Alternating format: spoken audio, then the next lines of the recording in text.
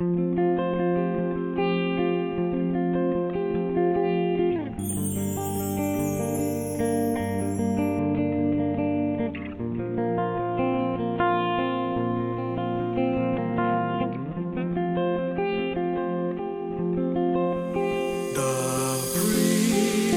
of the Lord are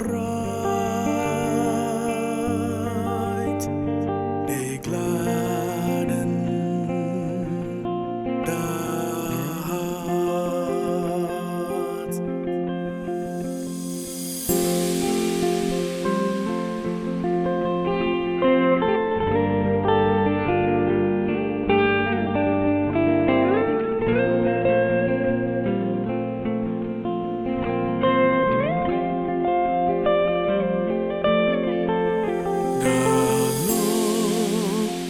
The Lord is perfect.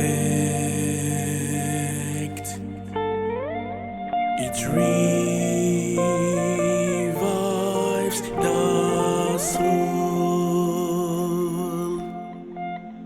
The decrees of the Lord are steadfast. They give wisdom to the simple. The precepts of the Lord are right. They gladden the heart. The precepts of the Lord are right. They gladden the heart.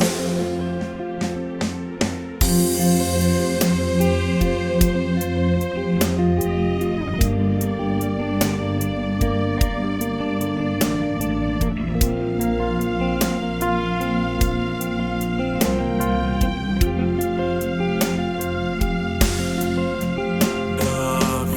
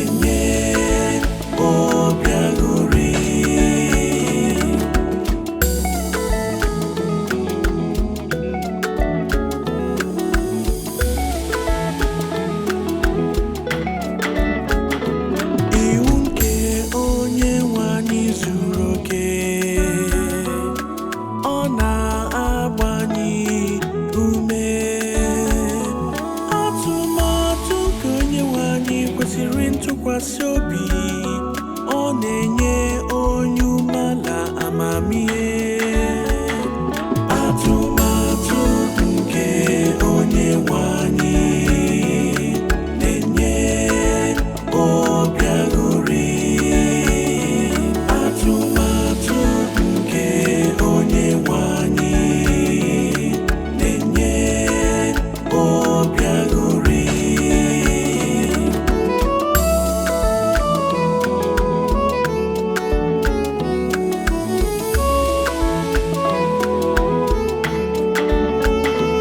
Ịtụ egwu Onyenwe anyị dị ọcha, ọ na-anọgide ruo mgbe ebighị ebi.